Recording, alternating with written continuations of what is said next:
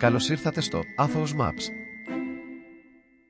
Σε αυτό το βίντεο θα δούμε τι πρέπει να πάρετε στο σακίδιο σας για το ταξίδι στο Άγιον Όρος.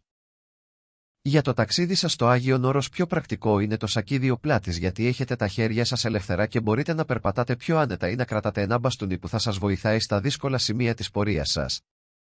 Αυτό το σακίδιο καλό είναι να είναι χωρητικότητα 45 έως 60 λίτρων, ώστε να χωρέσει όλα τα απαραίτητα για τις 4 ημέρες που θα μείνετε και θα περπατάτε. Ας δούμε λοιπόν τη λίστα με αυτά που πρέπει να πάρετε μαζί σας. Αυτή τη λίστα μπορείτε να τη βρείτε σε link κάτω από αυτό το βίντεο και να την τυπώσετε συμπληρώνοντας αν θέλετε και δικά σας αντικείμενα. Θα χρειαστείτε 2 παντελόνια, ένα για το περπάτημα και ένα πιο καλό για την εκκλησία. Επίσης μια φόρμα για τον ύπνο αλλά και εφεδρικά για το περπάτημα.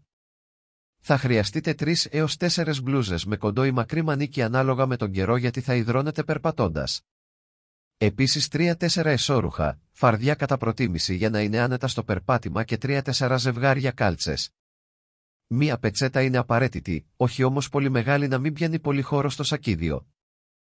Θα χρειαστείτε επίσης ένα μικρό νεσεσέρ στο οποίο θα βάλετε σε μικρές συσκευασίες την οδοντόκρεμα και την οδοντοβουρτσά σας, σαπούνι, ξυριστικά, νυχοκόπτη, αντιλιακό και μικρό σετραπτικής για κουμπιά που μπορεί να κοπούν.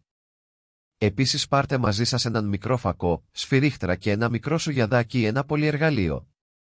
Για το περπάτημα αναγκαία είναι το καπέλο, τα γυαλιά ηλίου, χάρτης της περιοχής, πηξίδα αλλά και ένα ξύλινο μπαστούνι. Στο Άγιον Όρο σε πολλά μέρη δεν υπάρχει νερό και ένα σχετικά μεγάλο παγούρι είναι κάτι που πρέπει οπωσδήποτε να έχετε μαζί σας, όπως και ένα μικρό φαρμακείο με όλα τα απαραίτητα για μικροτραυματισμούς. Επίσης αντικουνουπικό και αμμονία για τα τσιμπήματα. Τα υπόλοιπα ρούχα που θα πάρετε πρέπει να είναι ανάλογα για την εποχή που θα πάτε και πάντα βλέπουμε πρόγνωση του καιρού για το διάστημα της επισκεψής μας ώστε να είμαστε κατάλληλα ντυμένοι.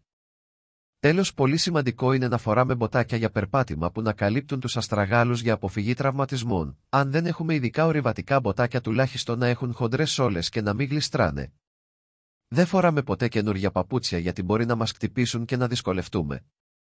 Μην ξεχάσετε να πάρετε φορτιστές για το κινητό και τη φωτογραφική μηχανή αν έχετε, αλλά και power bank φορτισμένο γιατί δεν έχουν όλες οι μονές ρεύμα. Σε μία από τις εξωτερικές τσέπες του σακιδίου να μην ξεχάσετε να βάλετε την ταυτότητά σας, η οποία είναι απαραίτητη για την έκδοση του διαμονητηρίου σας αλλά και για την είσοδο σας στο καράβι.